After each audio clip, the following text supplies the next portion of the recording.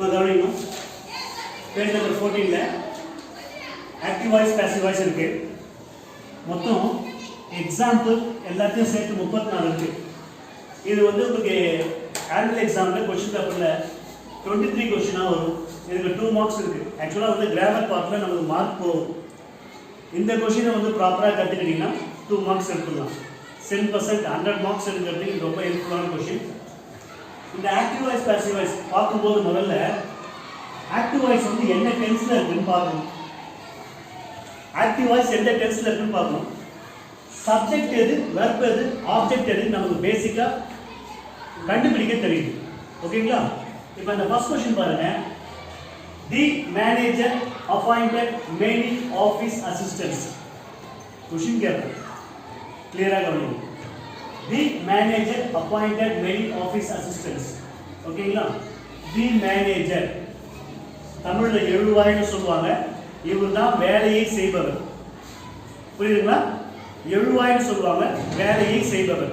பொதுவா இந்த சப்ஜெக்டா எழுவாய்னு சொல்லுவாங்க. இந்த வேலையை செய்பவர்.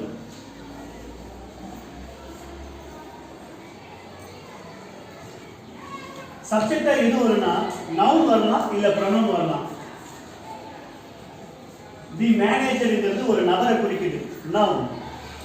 மேனேஜர்ங்கிறது ஆணா இருந்தா இ, பெண்ணா இருந்தா ஷி. அப்ப சப்ஜெக்ட்ங்கிறது நவுனா வரலாம், இல்லைன்னா கொஞ்சம் தெளிவா சொல்லுங்க. ஓகேங்களா? ஒரு வேலையை செய்யறவங்க தான் சப்ஜெக்ட். தெளிவா புரிஞ்சுக்கோங்க. ஒரு வேலையை செய்யறவங்க சப்ஜெக்ட். தமிழ்ல எழுவாய் வேலையை செய்பவர்னு சொல்ல போறோம். இந்த சப்ஜெக்ட் வந்து 2 ஐட்டம் வரும். ஒன்னு நவுன் இல்ல ப்ரொனவுன்.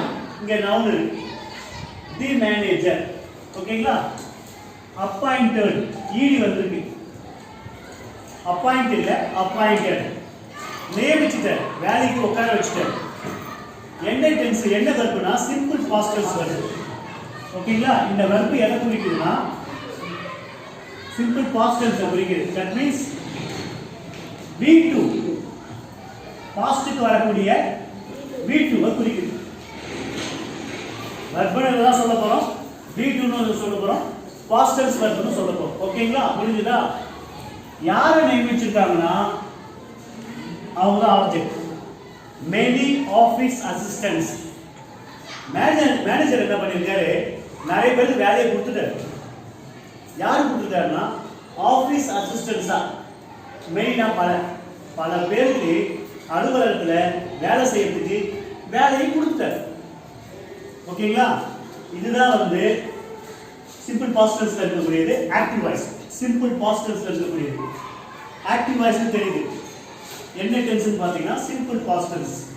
சிம்பிள் பாஸ்ட் டென்ஸ் எப்படிப்பா கண்டுபிடிச்சோம்? சிம்பிள் பாஸ்ட் டென்ஸ்னு சிம்பிள் பாஸ்ட் டென்ஸ் எப்படி கண்டுபிடிச்சோம்? இந்த வெர்ப் இந்த ஈடியை வச்சு அப்பாயிண்ட் கூட ஈடி இருக்கிறதுனால அப்பாயிண்டட்னு கண்டுபிடிச்சு ஈடி வந்ததுன்னா சிம்பிள் பாஸ்ட் டென்ஸ், அது V2 ஃபார்ம்ல இருக்கு அப்படிங்கறத கண்டுபிடிச்சிட்டோம். ஓகேங்களா? இப்போ இந்த ஆக்டிவ் வாய்ஸ் இந்த டென்ஸ் என்ன காலத்துல இருக்குன்னா சிம்பிள் பாஸ்ட் டென்ஸ்ல இருக்கு. இப்போ இது ஆக்டிவ் வாய்ஸ்ல இருந்து பாசிவ் வாய்ஸா மாத்த போறோம். மாத்தலாங்களா? அதுக்கு விதி என்ன தெரியுங்களா? ஆக்டிவ் வாய்ஸ்ல இருந்து பாசிவ் வாய்ஸா மாத்தறதா சப்ஜெக்ட்டை ஆப்ஜெக்ட்டா மாத்தணும், ஆப்ஜெக்ட்டை சப்ஜெக்ட்டா மாத்தணும். பாசிவ் வாய்ஸ் அப்படினாலே V3 ஃபார்ம் தான் எழுதணும், கூட அதனுடைய ஹெல்பிங் வெர்ப் எழுதணும். V3 எழுதிறோம், அதுக்கு முன்னாடி ஹெல்பிங் வெர்ப் எழுதணும். சப்போஸ் பிரசன்ட் டென்ஸா இருந்தா ஹெல்பிங் வெர்பா, ஹெல்பிங் வெர்ப் வந்து எதுக்கு வரும்னா காலத்தை காட்டுறதுக்கு வரும். அந்த டென்ஸ் எந்த காலத்துல இருக்குன்னு. இப்போ ஹெல்பிங் வெர்ப் இருக்கு, பிரசன்ட் டென்ஸ்ல வரணும்னா am வரலாம், is வரலாம், are வரலாம். பாஸ்ட் டென்ஸ்னா was வரலாம், were வரலாம். ஃபியூச்சர்னா will be. இது பேஸ். அடுத்து ப்ரிபோசிஷன் வரும். புரியுதுங்களா? ப்ரிபோசிஷன் வரும். பாசிவ் வாய்ஸ்ல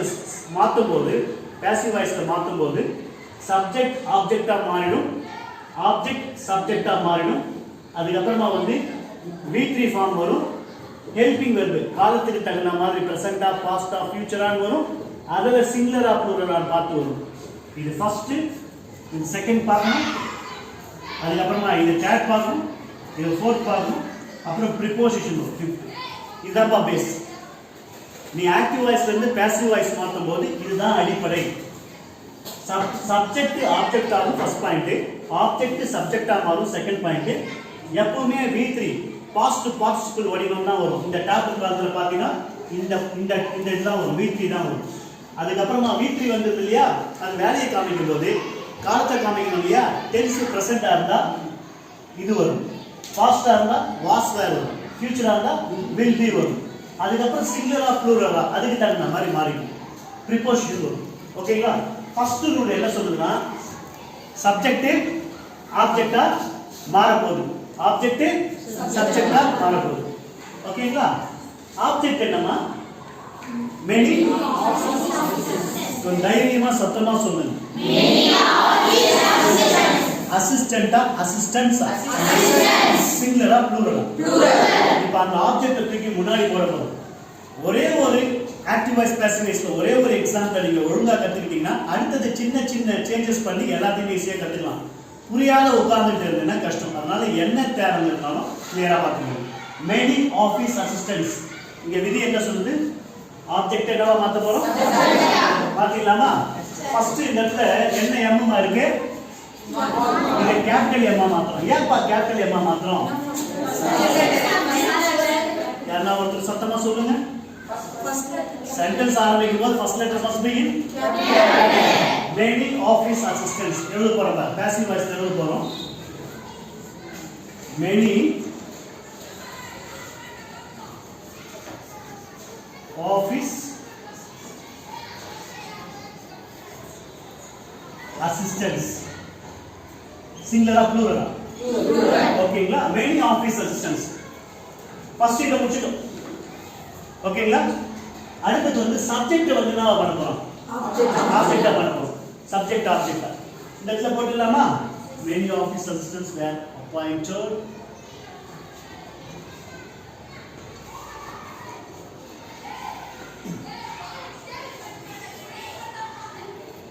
many office assistants were appointed by. இப்போ அதை தூக்கி போட போறோம்.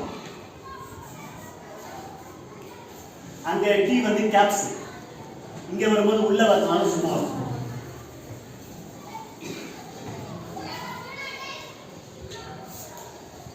ஓகேங்களா. சப்ஜெக்ட் ஆப்ஜெக்டா மாறிடுச்சு, ஆப்ஜெக்ட் சப்ஜெக்டா மாறிடுச்சு. ஓகேங்களா. அடுத்தது இது என்ன டென்ஸ்மா, சிம்பிள் பாஸ்ட் டென்ஸ். சரி, அது பிரசன்ட்டோ பாஸ்டோ ஏதோ. எப்பவுமே நம்ம யூசுவலா என்ன போடணும், பாஸ்ட் ஆக்டிவ் வாய்ஸ்ல இருந்து பாசிவ் வாய்ஸா மாறும்போது என்ன போடணும் சொல்லுங்க. V3 க்கு இன்னொரு பேர் என்ன, ஓகேங்களா. அப்பாயிண்டட் இருக்கா, போட்டுடலாமா, இந்த இடத்துல போட்டுடலாமா.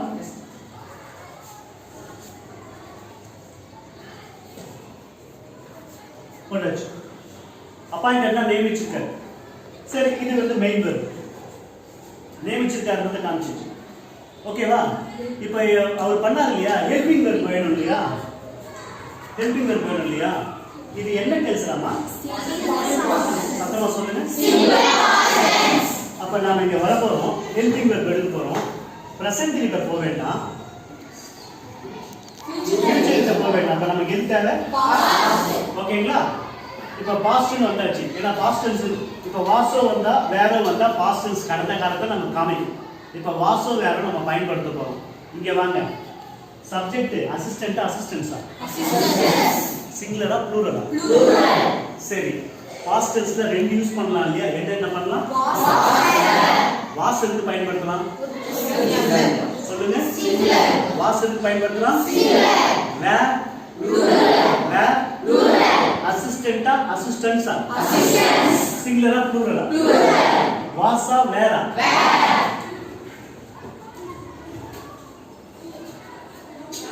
ஓகேங்களா. நல்லா கவனிச்சுக்கோ. சப்ஜெக்ட்ல இருந்து object, subject manager, object manager. ஓகேங்களா? அதுக்கப்புறம் ஆப்ஜெக்ட்ல இருந்து subject. Many office assistants, many office assistants. கிளியரா? புரியுதா? ரெண்டு ரூலையும் முடிச்சிட்டோமா? அடுத்தது V3 கேட்டது இல்லையா? போட்டாச்சு. V3 அப்பாயிண்டட் போட்டாச்சு, முடிஞ்சிடுச்சு. அதுக்கப்புறம் ஹெல்பிங் ஒர்க் வேணும் இல்லையா? மேல பாஸ்ட் டென்ஸ்ன்றதை கண்டுபிடிச்சிட்டோம். அப்பாயிண்டட் அப்படின்னு வருது. V2 அப்பாயிண்டட் பாஸ்ட் டென்ஸ் வருது. புரியுதா? அதை வச்சு என்ன பண்ணணும்? நாம அதை போட்டோம். அப்பாயிண்டட் V3 போட்டாச்சு. ஓகேங்களா? அடுத்தது ஹெல்பிங் ஒர்க் வரட்டும். பாஸ்ட் டென்ஸ் இல்லையா? பாஸ்ட் டென்ஸ் இல்லையா? பிரசன்ட் விட்டு ஃபியூச்சர் விட்டு பாஸ்ட் இருக்கு. வாஸ் இருக்கு, வேர் இருக்கு. நமக்கு என்ன தேவை? வாஸ் வரணுமா, வேர் வரணுமா? அசிஸ்டன்ஸ் இருக்கு, என்ன பண்ணிக்குவோம்? வேர். முடிஞ்சு போச்சா? ஃபிஃப்த் என்னமா? ப்ரிபோசிஷன். யாரால் நியமிக்கப்பட்டார்கள்? யாரால்? யாரால்? இந்த ஆள்னு சொல்றோம் இல்லையா? அதுதான் ஹைலைட். அதுதான் ப்ரிபோசிஷன்.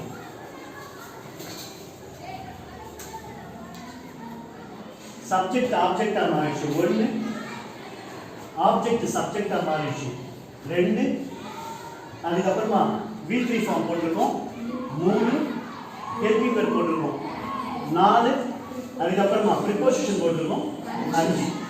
முடிஞ்சிடுச்சு. இதுதான் சிம்பிள் மெத்தட். கிட்டத்தட்ட ஒரு மேக்ஸ் நிதானமாக கணக்கு பண்ணி போடுற மாதிரி. ஓகேங்களா? The manager appointed many office assistants. சின்ன சின்ன விஷயங்களையும் நீங்கள் ரொம்ப நுட்பமாக கவனிக்கணும். அசிஸ்டண்டா, அசிஸ்டன்ஸானு. சரி, சப்போஸ் மேனேஜர் வந்து ஒரே ஒரு அசிஸ்டண்ட்டை அப்பாயிண்ட் பண்ணுறான்னு வச்சுக்கோ. மெனிங்கிற வார்த்தை வராது, அசிஸ்டன்ஸ்ங்கிற எஸ் வராது. The manager appointed office assistant தான் வரும். சப்போஸ் இந்த இடத்துல ஆஃபீஸ் அசிஸ்டன்ட் அப்படின்னு வந்ததுன்னா இங்க என்ன வரும்? அசிஸ்டன்ட் வந்தா என்ன வரும்? ஏன் வாஸ் போடுறீங்க? அசிஸ்டன்ட்ங்கிறது ஒருத்தர், அதனால வாஸ். அப்ப தெளிவா தெரிஞ்சுக்கோங்க. பாஸ்ட் டென்ஸ்ல 2 வரும், வாஸ் வரும், வேர் வரும்.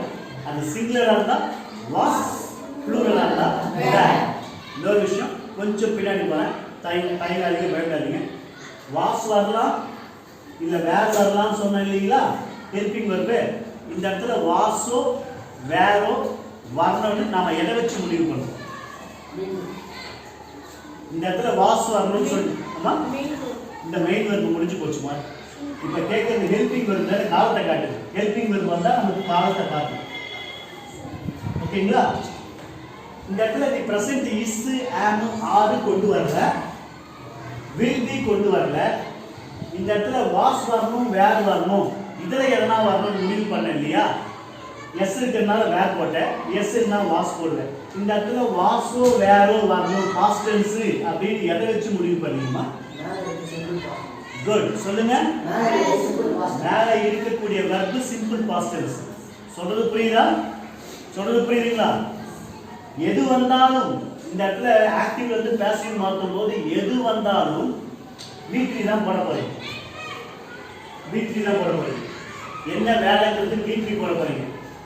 ஆனால் அது என்ன காலத்தை காட்டுது அப்படிங்கும் போது இந்த இடத்துல இஸ் வருமா, ஆம் வருமா, ஆர் வருமா, வாஸ் வருமா, வேர் வருமா, வில் பி வருமா, எது வரும் அப்படிங்கும் போது இந்த இடத்துல வெர்புக்கு வந்துடணும். ஆக்டிவ் வாய்ஸ்ல வெர்புக்கு வந்து பார்க்கணும்.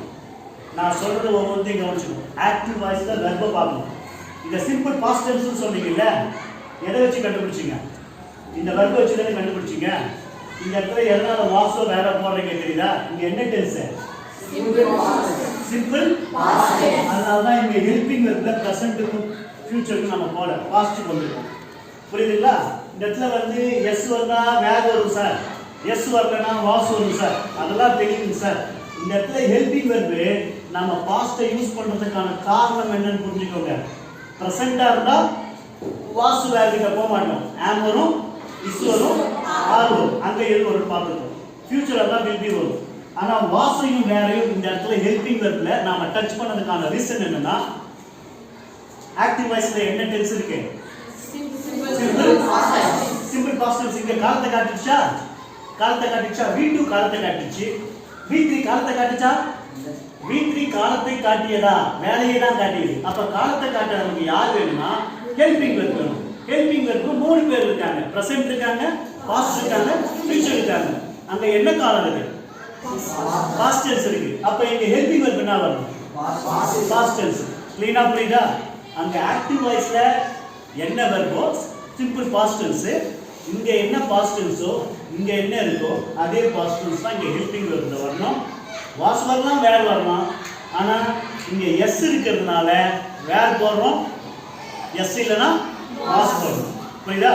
ஹெல்பிங் வெர்ப்னு உங்களுக்கு புரியும். வாஸ் ஏன் வருது, வேர் ஏன் வருதுங்கிறது உங்களுக்கு நல்லாவே தெரியும். ஆனா எதனால வாசோ வேரோ இங்க போடுறோம்னு பாத்தீங்கன்னா ஆக்டிவ் வாய்ஸ்ல என்ன வெர்போ நல்லா கவனிச்சுக்கோ. ஆக்டிவ் வாய்ஸ்ல என்ன வெர்போ அதுதான் இங்க ஹெல்பிங் வெர்பா வரும். ஆக்டிவ் வாய்ஸ்ல இந்த டென்ஸ்ல இங்க என்ன வெர்ப் இருக்கோ இங்க பிரசன்டா இருந்தா ஹெல்பிங் வெர்ப் சத்தமா சொல்லுங்க. இங்க பாஸ்டா இருந்தா ஹெல்பிங் வெர்ப், இங்க ஃபியூச்சரா இருந்தா ஹெல்பிங் வெர்ப். கிளியரா? அப்ப ஒரு முக்கியமான பாயிண்ட் நீங்க தெரிஞ்சுக்கணும். ஆக்டிவ் வாய்ஸ்ல வரக்கூடிய வெர்பை பேஸ் பண்ணி பாசிவ் வாய்ஸ்ல ஹெல்பிங் வெர்ப் வர வேண்டும்.